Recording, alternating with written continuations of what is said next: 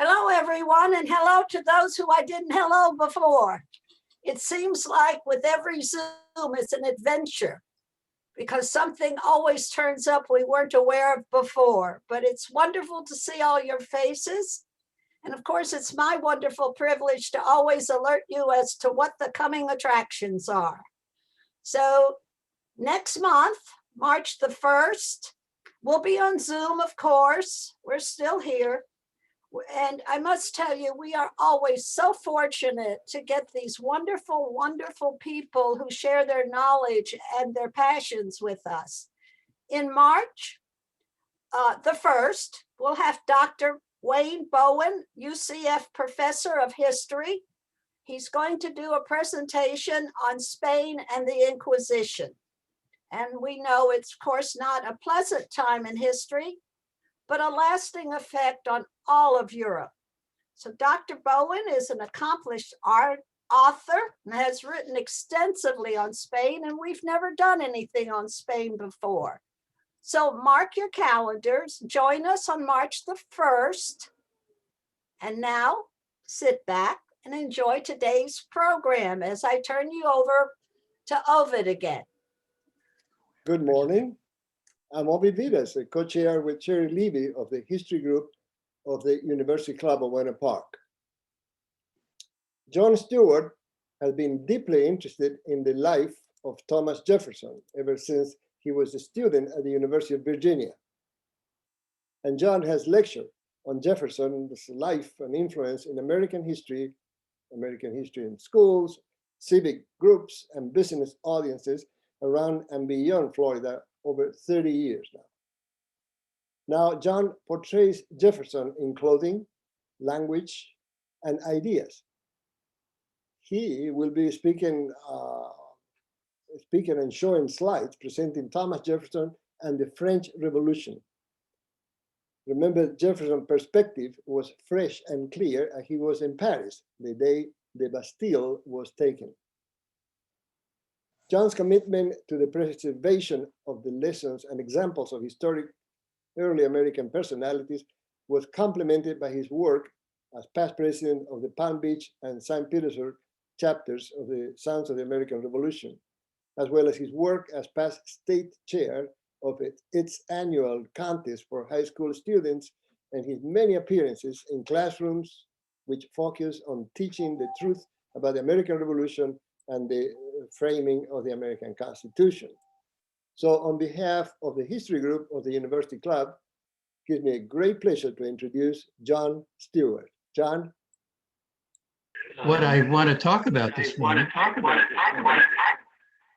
is Thomas Jefferson and the French Revolution. Why was I in Paris? Well, I was the minister, plenipotentiary to France, and had come over in 1784. I was there to negotiate trade deals for the U.S. economy. And my boss back in the brand new United States was John Jay, initially Secretary of Foreign Affairs under the old government, under the Articles of Confederation. And then he became the first Secretary of State under the new Constitution. This is a picture of my residence, which is just outside of Paris, which I stayed in for most of the time the 5 years that I was over there. Now, what are the reasons for the French Revolution? Many of you are certainly familiar with them, but I'll just highlight a few. The Enlightenment writers like Locke and Rousseau and Montesquieu had been introducing the ideas of the Enlightenment, including the social contract and the rights of man. The bourgeoisie was now becoming more educated, and as they did, they became more resentful of being excluded from power. The peasants, of course, had no power and hadn't had power for hundreds, even thousands of years, so they were upset. And then the example of the American Revolution had produced an inspiration in more and more people in France. Another reason is the financial crisis had exhausted the French treasury. They had no credit left due to the mismanagement of Louis XVI and some of his forebears, due to the excessive expenses of the foreign queen, Marie Antoinette, and also due to the French expenses in backing the American patriots in their revolution against England. Here's a picture of my weather book, which I recorded the temperature at various times and the conditions in almost every day from 1776 to 1823. This focuses on the harsh winter of 1788-89 in France. It was the coldest in memory. November 25th, 88 began 50 consecutive days below freezing. And this poor weather led to shortages of fuel to keep warm. And it was also exacerbated by distribution evils, so that it was hard to distribute the fuel and there was no way to earn money distributing it. The summer of 88 had a severe drought, including a hailstorm, which had balls, they say, as big as ice. It took 3 days to melt. They were the size of a tennis ball. The harvest in grain, because of the poor weather, was down 40% from the mean of several years at that time. And this brought a shortage of bread and etc. Also increases in price, and the economy was a disaster. The people were beyond angry, they were starving. At this time, the king and the nobles were clinging to power, and they responded very poorly to the crisis. Let's look at some of the political events that triggered the revolution. In the summer of 88, riots began in the streets of Paris and in other major cities. And that led to the calling of the Estates General. The Estates General is the governing legislative body at this time, and it consists of the three estates. First, the clergy, second, the nobility, and third, the commoners, who in practice were only the bourgeoisie. The peasants really didn't have much of a voice. They started off initially with a squabble over representation in voting. There were 300 nobles, 300 clergy, and 600 commoners in the three estates. And they fought over how they would vote, whether they vote by delegate or by estate. This led to the development of the National Assembly. The National Assembly was formed in June of 89, and it was declared by the commoners, the third estate, after the Estates General decided they would vote by estate so that the commoners would lose 2-1. So they decided to take matters into their own hands. And in doing that, they had some support from the other estates, including some parish priests and some low-ranking soldiers, where the clergy and the military was generally aligned with the nobility. Now, the royal officials didn't take kindly to this creation, so they locked the deputies out of their regular meeting hall on June 20th. What they did was to march across the town and seize the king indoor tennis court, the Jeu de Paume, and continue their meetings. The problems were that this body of legislators was unwieldy in size. The proceedings were tumultuous, and the leaders were not very skilled. Here's a representation of when the king went to meet with them in an attempt to force a standing down and a compromise of sorts. But they had already seized the bit into their teeth, and they were not going to be assuaged by mere promises of the king. But he tried. The peasants, as I mentioned, were panic-stricken over not having any food, no employment, and the deteriorating civil authority, and chaos was growing in the streets and throughout France. Then on July 12th, 2 days before the Bastille was taken, the French equivalent of the Boston Massacre occurred. There was a crowd that gathered outside the Place Louis XV, named for the grandfather of the present king. And there was a pile of stones there that they were going to use to build a bridge. Opposite that pile were about 100 German cavalry and 20 Swiss army guards, because the king had called in foreign mercenaries to try and suppress the riots in the street. Well, the mob picked up the stones and stoned the foreign mercenaries, and the soldiers returned fire with their lethal weapons and killed over 100 people. Well, this event signaled the start of the general insurrection. I actually was an eyewitness to this, because I was riding in my carriage, trying to get back to my Hotel Langeac, and I actually passed between the soldiers and the mob minutes before the violence broke out. So I can tell you from personal experience that this was a terrible event, and it actually happened.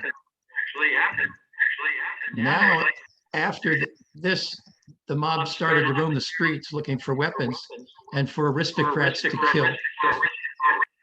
2 days later, on prise la Bastille. They took the Bastille, the crowd did.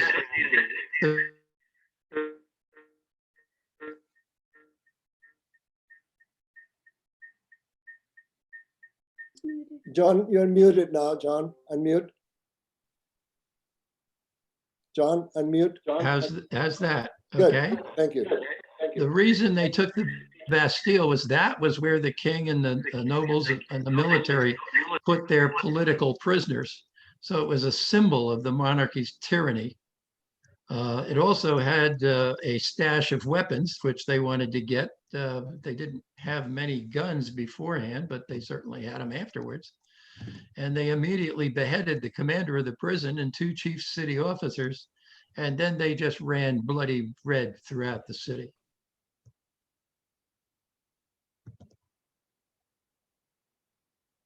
Now, why isn't this advancing?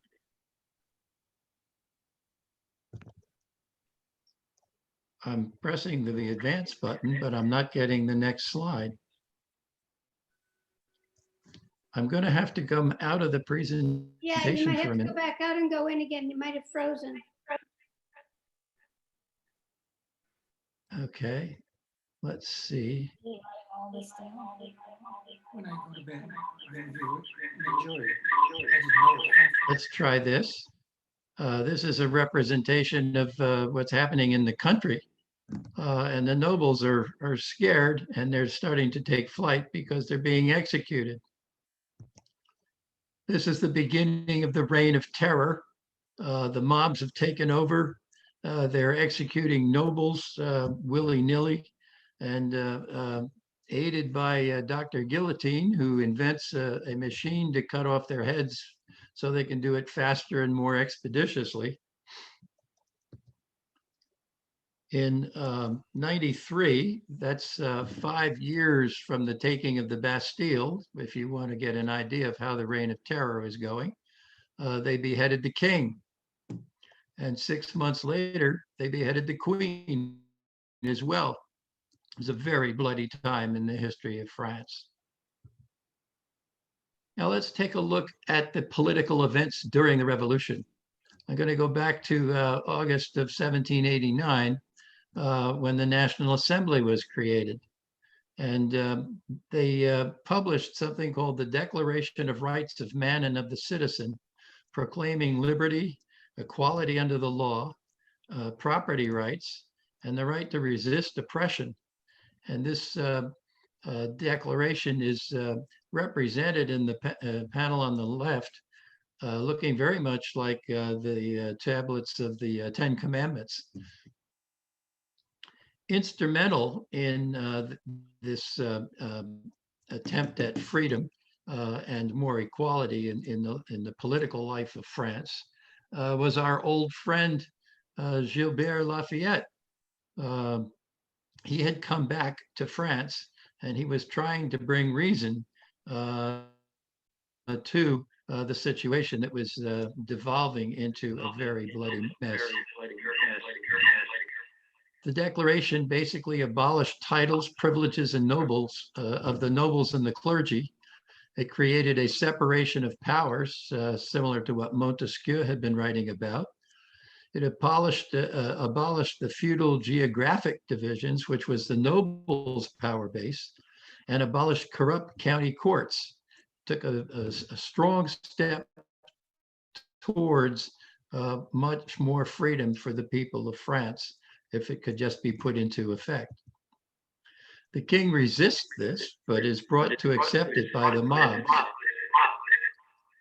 Now, what did I do during this time? Well, I reported back to my boss, John Jay, and also to my president,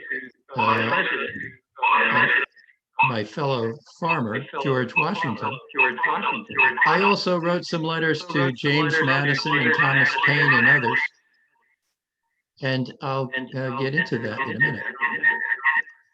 I did suggest to John Jay that he arrange to import some flour and corn from the United States, but that never happened.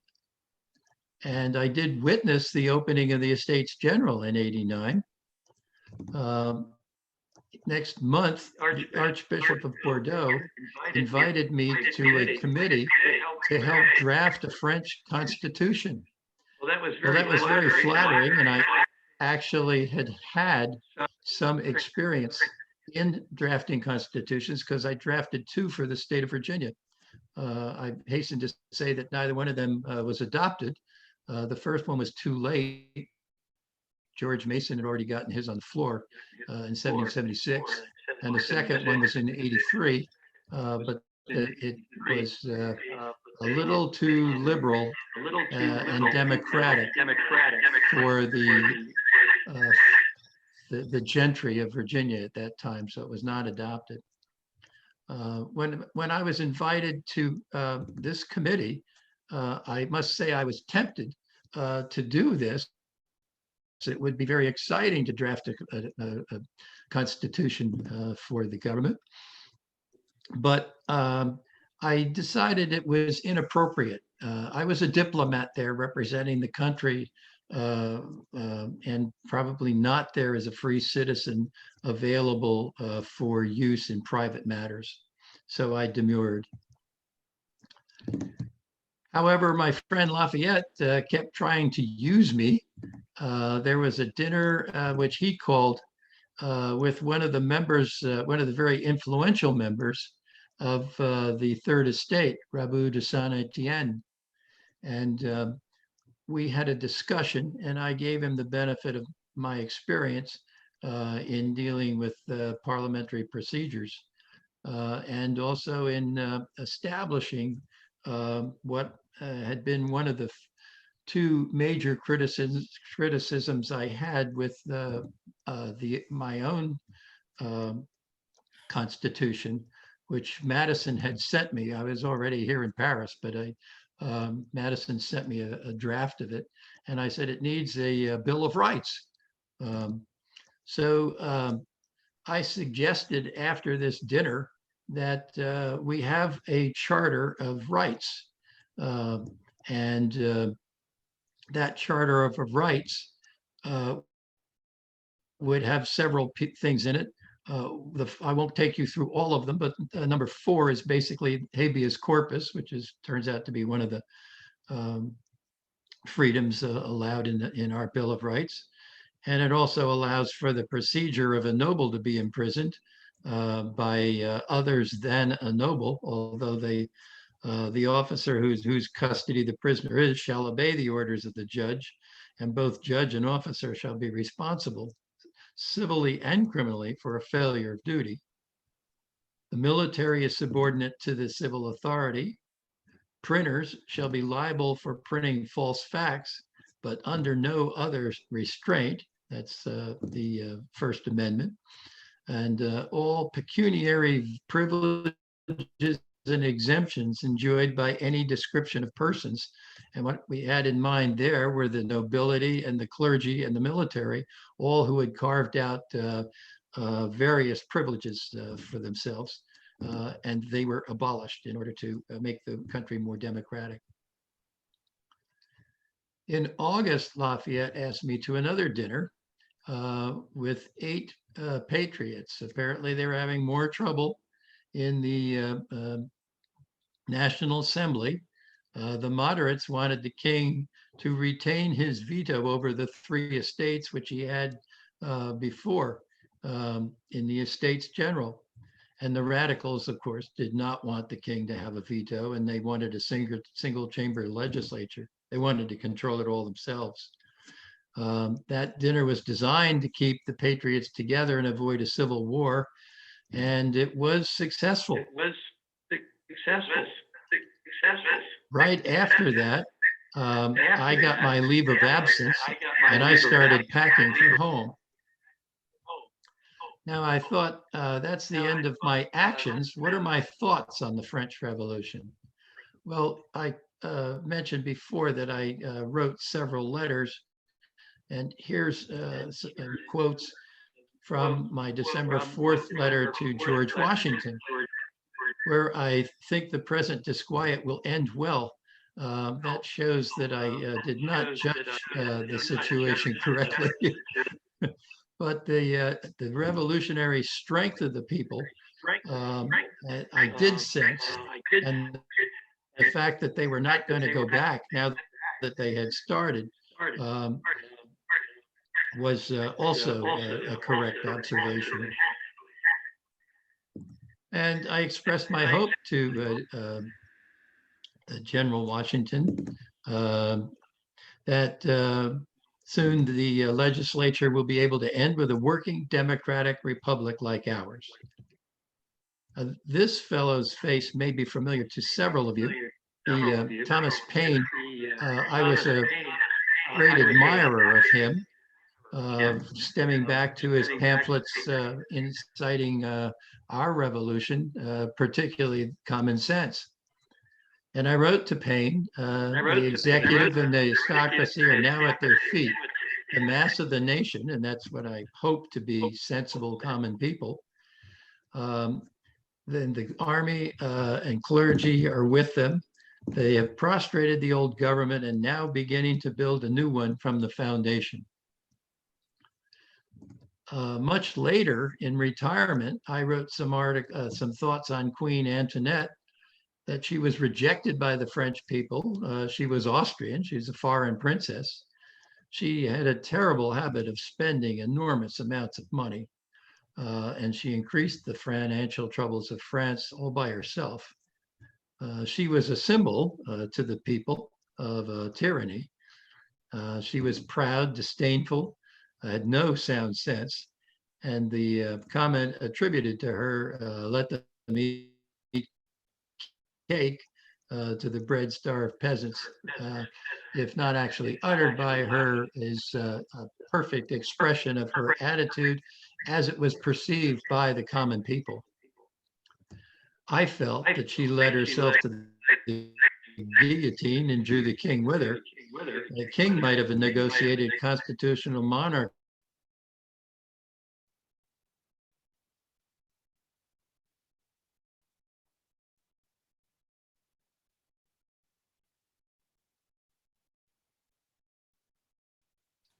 So Looking at my situation, I think I was idealistic about all people being yearning to be free and their ability to go through an orderly process to get there.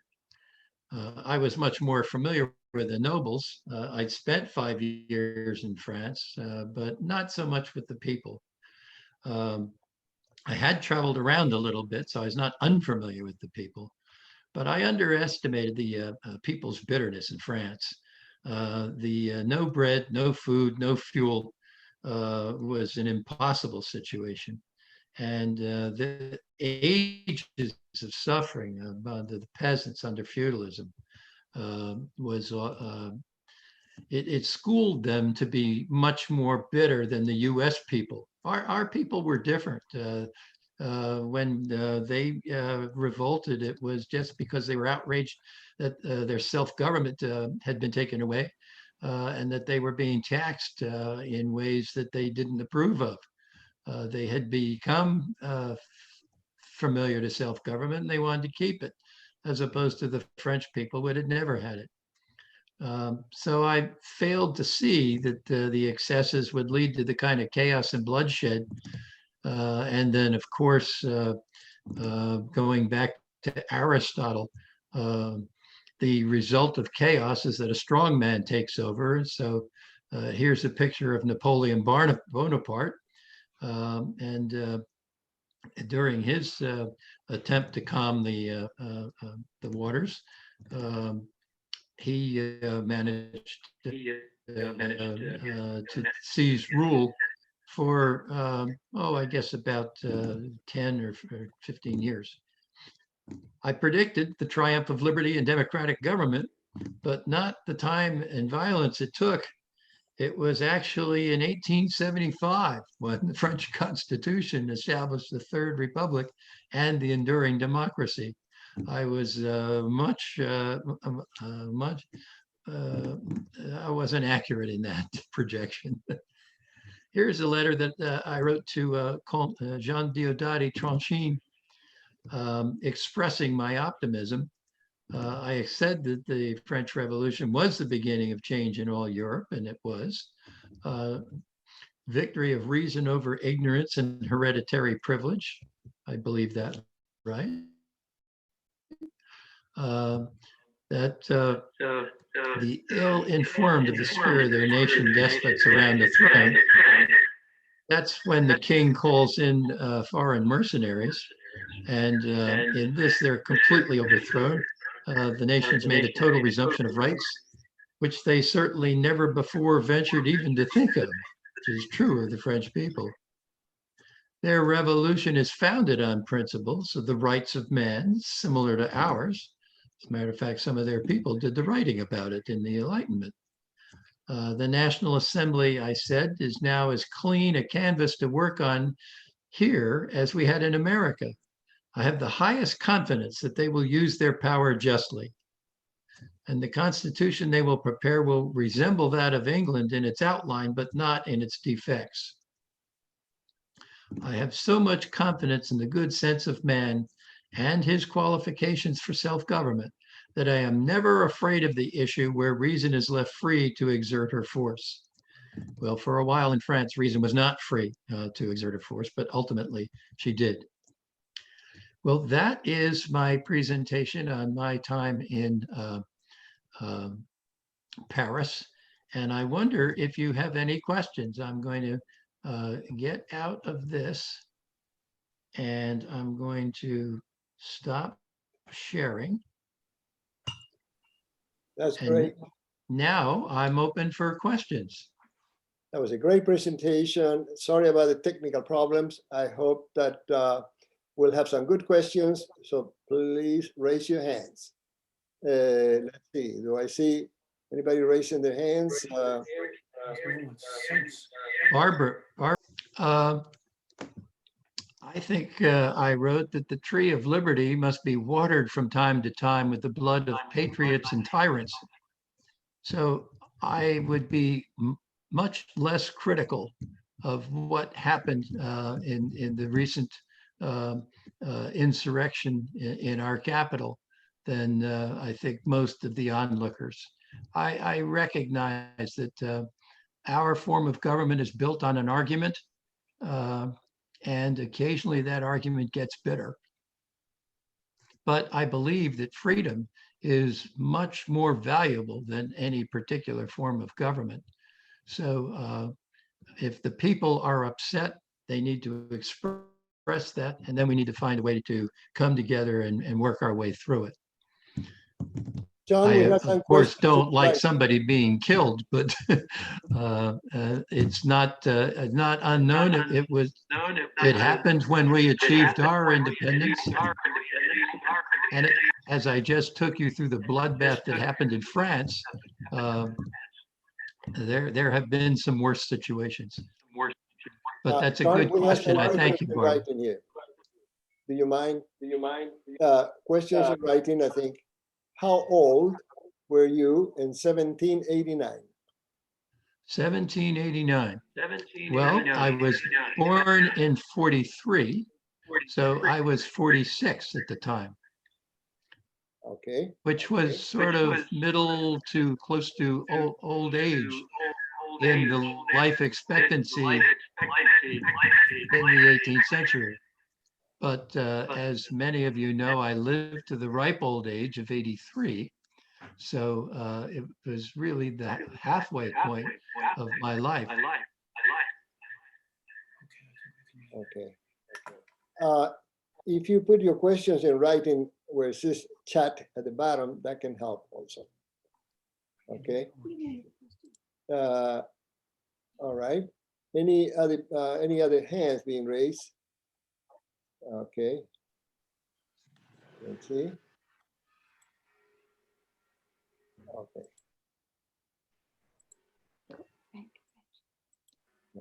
No hands. Yes. Fred McDonald, unmute yourself, please. A few of my $500 of. Fred, kind of you're work mute. get scholars. I mean, there's such fascination. Thomas, Okay. The way he did it, you know. That's Thomas, another did hand. you- Back, we're throwing did bricks. you It's the regret middle of it. I'm not fascinated by being stuff in the like that. United It's worth the States during the 500. critical period of the writing of the Constitution? Absolutely. Absolutely. I first regretted being held in Washington in Philadelphia to write the Declaration of Independence. I wanted to go home and write the Constitution for the new state of Virginia. And I very much wanted to be involved in the preparation of the Constitution, which would take the place of the ineffectual Articles of Confederation government, which was our first form of government and took us through the war. Trying to participate when it takes about for a ship to go across the ocean with an idea, and then another 6 weeks. The time is a little bit quicker because of something called the Gulf Stream, aiding the ship going east. That's not a good way to have an exchange of ideas. But I did send Madison, whom I think is generally recognized as the father of the Constitution. I sent my little Madison many treatises, both ancient and modern, on government to try and help him get some good ideas. He was probably wise in not sending me an early version of the Constitution. The first time I saw it was one of the latest cut ones. And so detecting the implied hands-off Jefferson, got this under control message, I sent back to James just two comments. My major comments on the Constitution as presented to me were that one, as I mentioned before, it needed a Bill of Rights. And two, I felt that the chief executive should have a term limit in his his duration. Alexander Hamilton had argued forcefully in the Federalists, I think 71 is one of them, about having the executive serve for good, as long as he was in good behavior, under the theory that if you're going to keep switching the policies every 4 years, there will never be a firm policy. But my feeling was that we should have term limits. And finally, we did get term limits. Don, Did there's you- a question here from Did- Ann Richards. When you visit England and we are a member of the Hellfire Club, was this after living in Paris? No, it was a trip I took to see John Adams, who had become the minister to Great Britain. And I went over there in the summer, and John attempted to introduce me to King George, but King George turned his back on me when we went to the levee. So we consoled ourselves with a trip to the gardens. We saw many gardens and traveled around England a little bit, but I don't recall that particular club in visiting that. Fred, you were raising your hand. Fred, unmute yourself, please. I had sort of a follow-up to my question. Since you were so interested in the Constitution, and it was clearly so important, did you consider coming back? I mean, why did you need to stay in France? What was so important there for America? Or were there certain other attractions in Paris that you were enjoying while you were there? Oh, you rascal, you.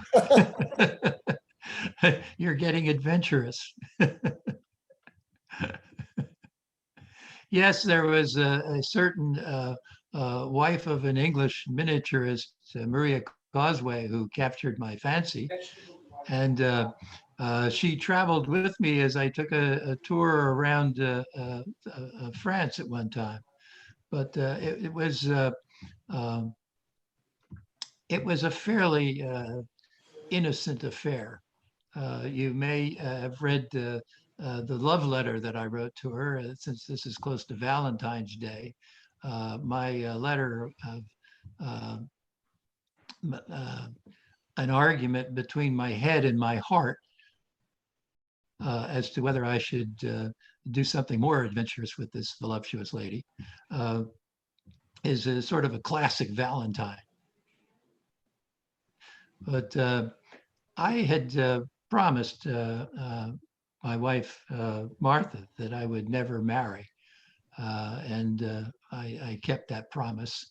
I attempted to get Maria to come over and visit me later on in America, but she never made it. Now, turning to the more important question, yes, it was possible for me to leave, although I would have to be officially recalled. And what I was doing over there, I thought was very important. Our economy had suffered during the Revolutionary War, when the farmers became soldiers and didn't till the fields or run the factories anymore. And we needed to have our trade restored. So I was in the process of signing various trade agreements with various countries, not only France. And I felt that was extremely important to get our trade back and our finances recovered. We can't become an independent nation if we can't afford our bills. That's an excellent question, Fred. Any other questions? I don't see any hands. Is somebody raising a hand, please? Oh, yes. Richard Hombler, unmute yourself, please. Yeah, I hope you can hear me. One contrast between the United States and France in the pursuit of a democratic government was that the United States had an unusual collection of very bright, intelligent, and far-seeing statesmen, if you will. I don't believe I saw the same in France. That there was such a collection of, I don't know, intelligent nobles or whoever. And I just wondered if you, beyond perhaps Lafayette, I wonder if you might want to comment on that. That's an excellent question as well. Yes, I'd be happy to comment on it.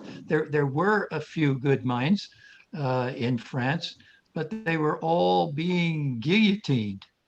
The crowd, Robespierre and Danton and Madame Defarge had blood in their sights, and they were killing off anyone who was a noble or an intellectual.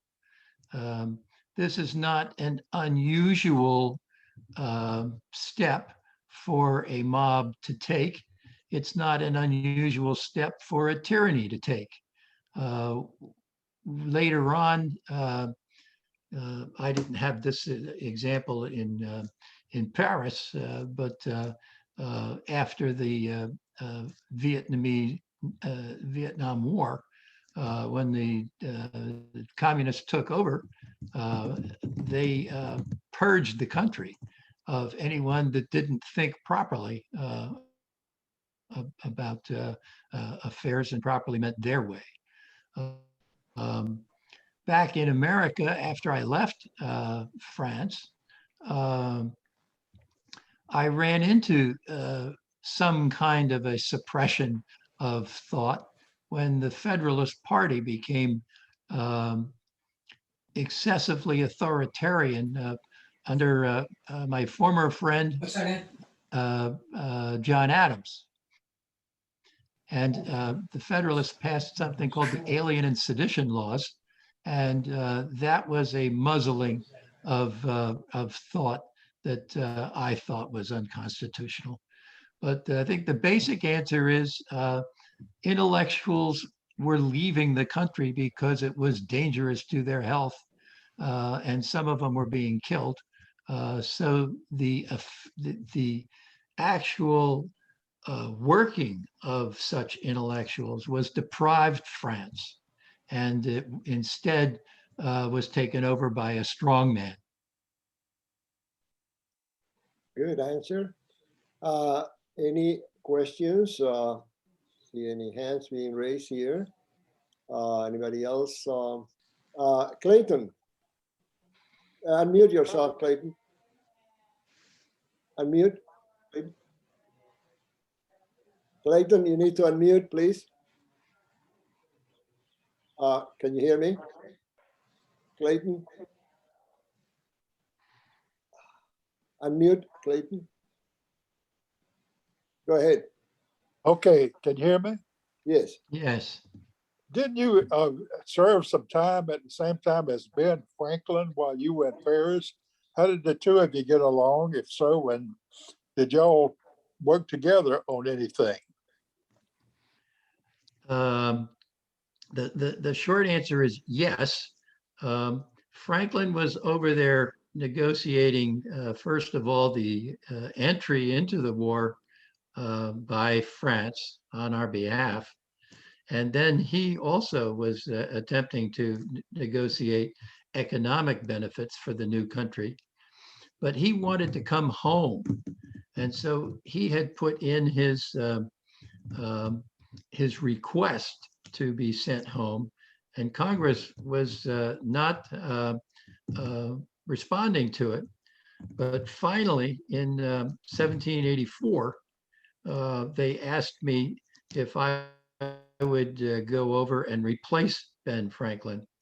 So I went over, but Franklin didn't get his permission to leave until almost a year later. So I did have an overlap period of time with him, and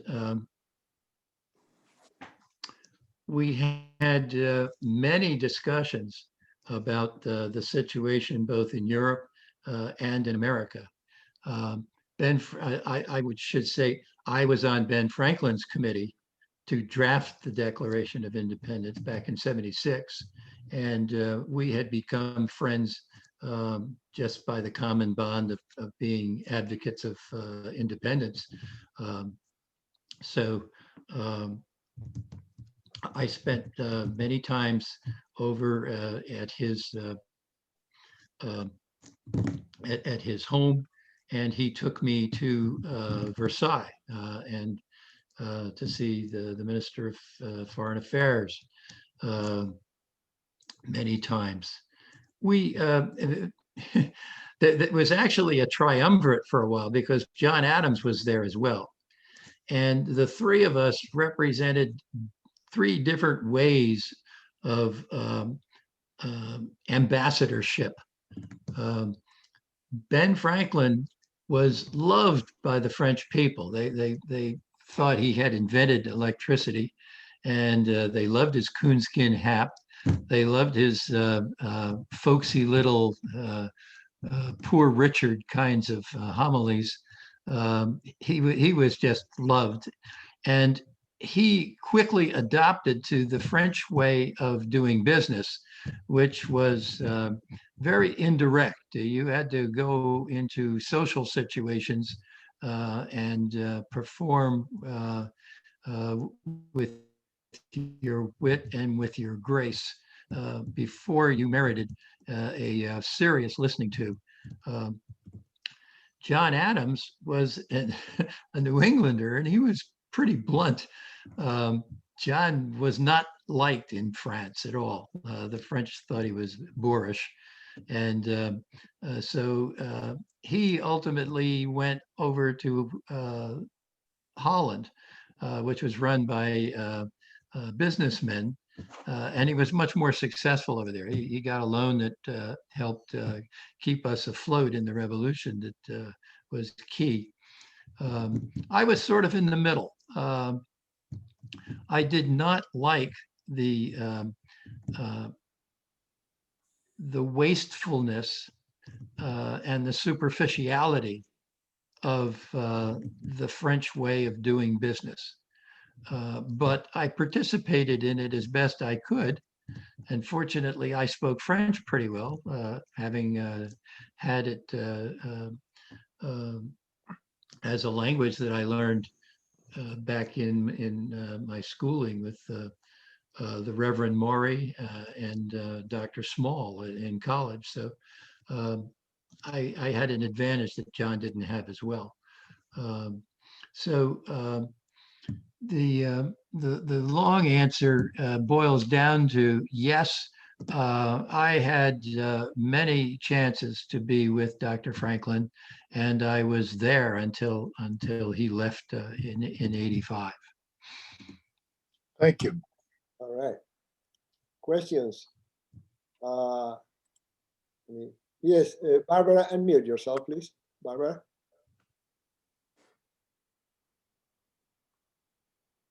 Go I ahead. was just, when did you get, I know you had a disagreement with John Adams later on. Maybe it was when he was president. I don't know. Did it happen before that? What was the disagreement about and led you to be really kind of estranged from each other for a long time? Well, the problem was politics. It got in the way. I had always felt that that I was not going to let a man's politics, religion, or philosophy undo or be the cause of ending a friendship. But as the Federalists took over and Alexander Hamilton began pursuing his grand design for the building of the country, which featured financial mechanizations by what I called the stock jobbing mob, I became more and more disenchanted with the government. And in 94, 94, excuse me, in 94, after I left Washington's cabinet as Secretary of State because of Hamilton's duping me, really, in his political schemes, which I considered the most serious error of my political life, is to be duped by Hamilton. And that was in the beginning, but I quickly began to resist Hamilton. I also became the unvolunteering but nevertheless effective head of the counterparty, which called the Democratic Republicans, but soon became known as just the Republicans. Adams was a Federalist, and he took over after George Washington finished his second term and voluntarily resigned. There was no term limit in the presidency at that time, but George voluntarily moved out and setting a precedent that was very well done, in my opinion. And I honored it when I came there. John never had a chance because I beat him in his second chance. But John was going along with the hysteria that was the Federalists' movement. And when they did things like the Alien and Sedition laws, I was completely away from that. There was a threat that we might have a war with France. There was a quasi-war that actually went on at the end of the 18th century. And John was I considered him to be much more of an Anglophile than certainly I was. I was a Francophile. So then I guess the straw that broke the camel's back was my inauguration. After a vicious, nasty election in 1800, I became the third president of the United States. And John did not get to have a second term. And he packed up and left in the middle of the night, having tried to complicate my administration by approving a horde of judges that were Federalists that were going to complicate the Republicans' life. And he left and went back to Massachusetts at something like 4 a.m. just to avoid my inauguration. And I had been to his inauguration. I thought that was really a nasty play. So the two of us did not talk for 11 years. And finally, a reconciliation was effected in 1811 by a Pennsylvania doctor, Dr. Rush, Benjamin Rush. After that, we again became friends. We were no longer the major players in the political scene that had moved on to the younger men. And John wrote to me that he felt we should have a correspondence and we should not die until we had explained ourselves to each other. And I agreed with that, and we started a correspondence that was quite amiable in its tone and lasted until the day we both died. You may recall we both died on the same day, the 50th anniversary of the signing of the Declaration of Independence. Great. That's a good answer. Dan Schultz, do you have a question? Dan, unmute yourself, please. Yeah. No, I don't. I don't have a Okay. question. So you're all right. Any other questions here? No, I don't see anybody. Or any written questions? No. Okay. Sherry? Sherry Levy? Sherry, you need to unmute yourself. Sherry? Hello, I'm unmuted. John, Okay. thank you very, very much. As usual, it's wonderful. And I assume you will visit us again next year. I would be delighted to. Thank you for that invitation. I'm at your service, madam. Well, it's wonderful to have Thomas Jefferson visit with us on this day, as well as wonderful to have all of you here. It's been a wonderful, wonderful presentation. And thank you for coming. And thank you, Ovid, for your wonderful work. Thank you, and I'm sorry about the technical problem. We're still trying to solve them, but you know, the last half there was not much echo. The first half we had some problems, and we will figure out what the problem is. But thank you again. Appreciate your participation, and we'll see you on March 1st, our next meeting. Thank you, Ovid. I appreciate it very much. Thank you all. Thank you.